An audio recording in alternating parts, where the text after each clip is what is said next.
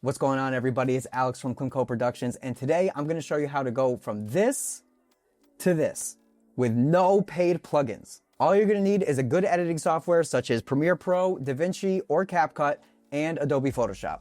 And today we're going to be working in Premiere Pro and Photoshop.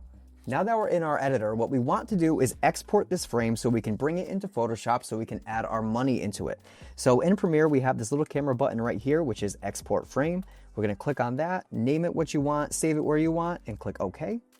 Next, we're going to go to our saved location of that file. We're going to right click on it, open with Adobe Photoshop.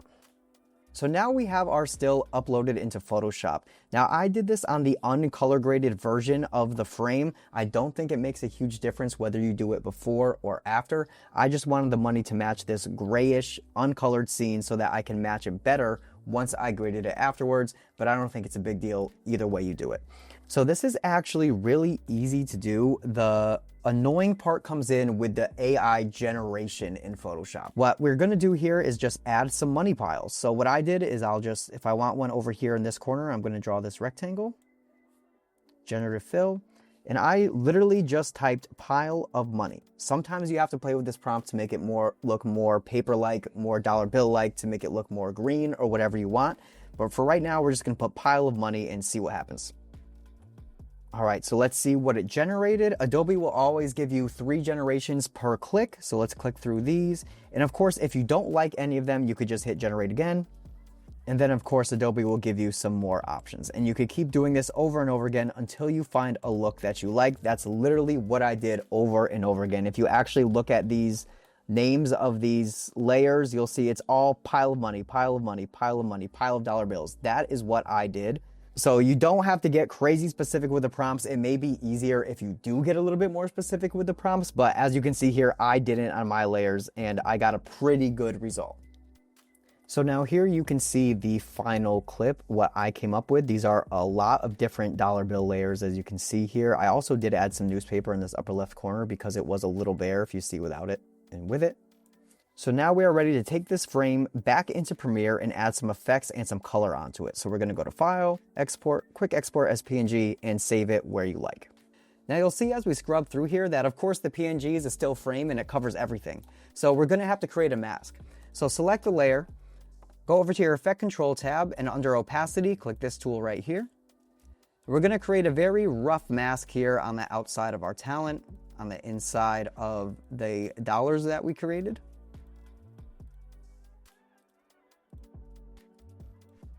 Little adjustments, and you'll see that actually took the PNG that we created away. So what we're gonna have to do is invert the mask. So back over in your Effect Control tab, right here, this box next to inverted, just check that. And there you go, your background is in, your money is in, is there, so it is no longer a picture, it is a video surrounded by the picture we took from Photoshop. So before I actually went and put any fire effects into the video, I did color grade the footage. So I put it right onto an adjustment layer above the PNG and the footage so that they both receive the same color grade. So as we see the after, this is the before, this is the after, and now we can get into our fire effects. We're gonna head over to productioncrate.com. Bring this full screen. So what you're going to want to do here is make a free account, and you can go under this VFX tab and you have all of these categories here. Now I want to remind you again, I am not sponsored here. This was just an amazing asset that I stumbled upon. So we can come right over here to Fire. You could click right here. This is incredibly convenient. We have the Show Free tab. So we're going to filter it so we only see free assets. So we're going to click over here into burning elements, and you see all of these options right here. I did use some of these as well. We have embers and screen hits, burning transitions, blur towards frame effects. We got dust and smoke, which I also added in as well. So make sure you just click around here, look around, see what's going to work best for you and your project. I found a couple in here that worked literally perfect for what I was trying to do. For example, I found this ring of smoke footage, which was literally the absolute perfect addition to what I was doing in my video with the ring behind the subject. So now we have all of our fire and smoke effects downloaded and imported into our project. What we're basically going to do here is click through each one and set our in and out points for what looks good. I really do like these because if you see, it looks like something is actually burning in it, which gives a great effect when put onto the money because it looks like the paper is burning. So now all we have to do is take that effect and drag it into our main timeline, and we'll see it right on the screen. And now we want to play with the effect controls. So we're going to drag this over here. I put a lot of the fire on top of the money. It looked a little bit too fake to make it inside of the money because it wasn't burning too progressively. So we're going to change the scale of this in the position a bit to put it right on top of that money, so it looks as realistic as it can from the start. That already looks pretty good. And we're just going to do that over and over again as much as you want on the areas that you want the fire. So I fast forwarded over to the section in the video that I have everything done in. Once you have it all set, what you want to do is add some additional smoke. As you can see, I did just want to mention again this ring fire right around this ring here that I found on Production Crate. It literally worked perfect. But anyways, let's get to adding smoke. Now the thing with some of these smoke assets are they are pretty harsh. So you're going to want to set the opacity to a pretty low value. So I'm just going to hide and unhide a layer here.